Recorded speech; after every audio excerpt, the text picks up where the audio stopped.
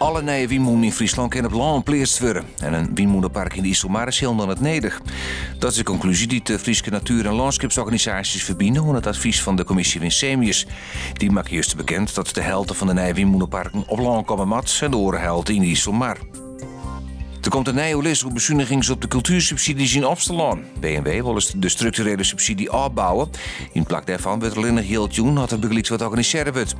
Leden van muziekkorpsen in Opstelaan zijn het er net mee eens en houden juist jong bij de eerste vergadering een muzikaal protest. Op het trek waar bij Maximus vermoord een autootje in de landbouwwijn rieden. De helpdienst ben Utrecht. De bestuurder is door de brandwacht uit de auto hellen. De tadracht van het ongeluk is nog net bekend. Er wordt nog onderzocht. De dik wie Oudsletten. Joen en vannacht droeg waar, het wordt 10 graden en er zit een hudde ontkräftige zuidwestenwind. Morgen eerst droeg, mogelijk nog wat zinnen, maar middags dan nemen de bewolking en rein. Het is dan 16 graden.